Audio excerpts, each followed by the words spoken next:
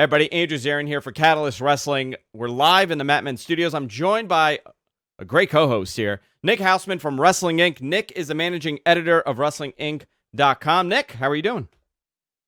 I'm doing great, Andrew. Thanks so much for bringing me on. Excited to talk about the new and improved Catalyst Wrestling here today. Catalyst, formerly of Capital Wrestling. It's Catalyst Wrestling now. Just a tremendous amount of talent on the roster. I do want to talk about, we're doing our breakdown segment here with you and myself. A lot is going on in Catalyst Wrestling right now. Colby Corino, Catalyst heavyweight champion. I don't know what you make of this. He beat Homicide for the title in a fluke, I would say. In a fluke ending where he kind of caught him off guard and he had his ugly ducklings with him. They were harassing Homicide for a long time. What do you make of this ending to this and the beginning of a title reign for him?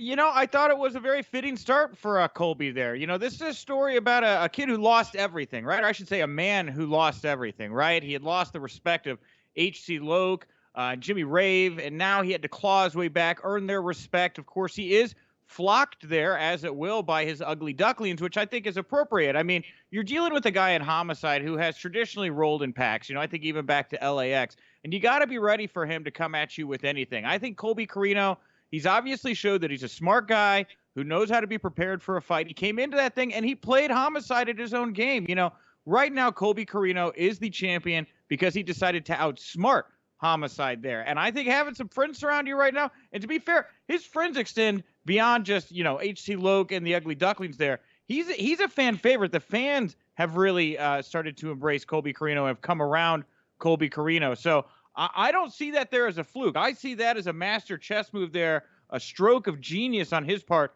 to come prepared for a fight with a guy that you know doesn't mind getting a little dirty, you know doesn't mind traveling in a pack. Now, one-on-one with Homicide, without any kind of, you know, if we're going to just go pound for pound, do you honestly think Colby Corino has a chance of beating Homicide? I think Colby Corino is a pedigree, right? I think that he is a legacy that knows this business unlike any other. I mean, how can you not sit under the tree, the learning tree of a great guy like Steve Corino who knows the ins and outs of this business? How do you not pick up on that? I mean, again, look at the folks that he has surrounded himself since he's been in Catalyst Wrestling. You know, a lot of names, a lot of familiar names for the past, ROH, ECW names, right, that you're bringing in, learning from. One-on-one, absolutely, I think you could go with Homicide. But, you know, I don't think that he was a point right now where he thought that Homicide was willing to give him that one-on-one match. I think that Homicide seemed a little bit like a rabid dog there, and you didn't know what to expect from this guy. So I don't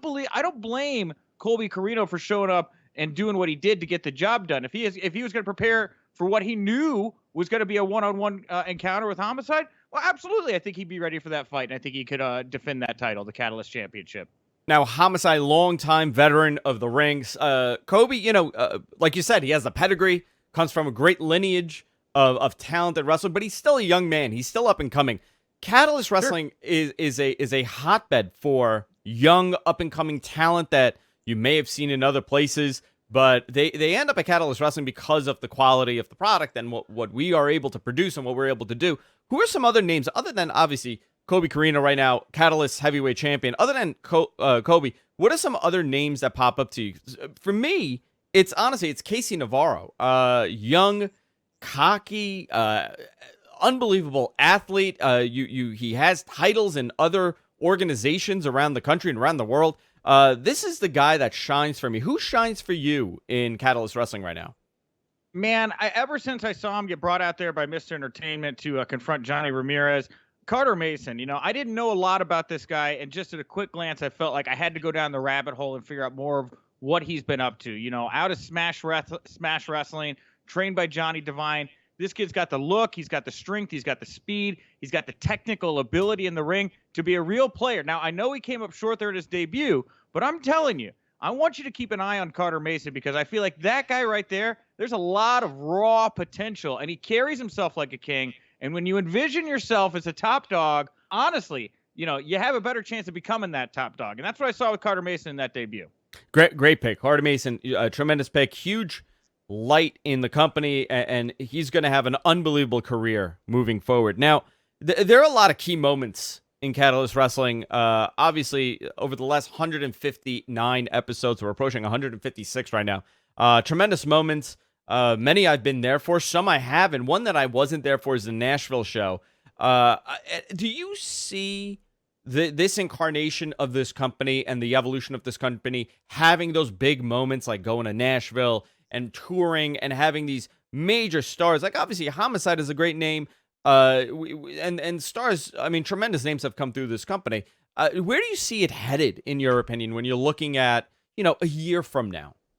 I will say this: Catalyst Wrestling has incredible leadership, and as great as the talent is, and really, there's incredible talent that Catalyst has had. And formerly, when you look back at its predecessor, Capital Wrestling put on great shows, very engaging characters, and some of those characters no longer with Capital because they became way too popular. Now they're off making tons and tons of money elsewhere.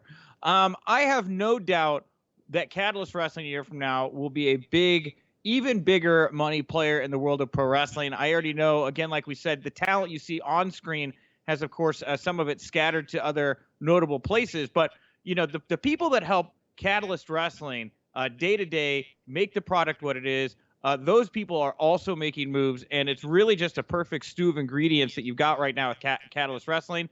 And I'm as interested as anybody to see where they are a year from now, because I expect nothing but the best from Catalyst based on what I saw from its predecessor, Capital Wrestling. Now you actually hit the nail on the head here, and I kind of got goosebumps talking about this guy. You brought up big stars coming through this company, moving on to other national brands. One guy that comes to my mind before we wrap up the breakdown segment here with Sure. yourself and me, MJF.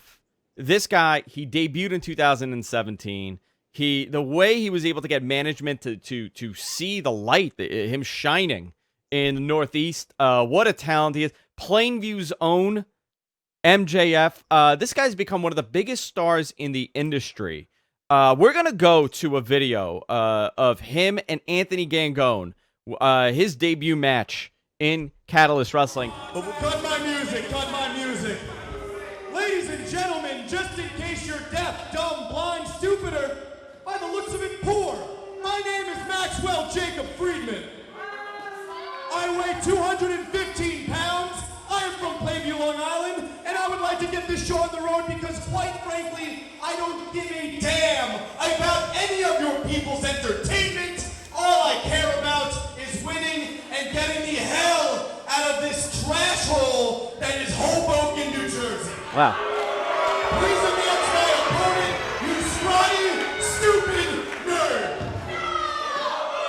nerd. For Nick and myself, this was the breakdown segment here for Catalyst Wrestling. You can follow Nick on Twitter. Nick, where can people follow you?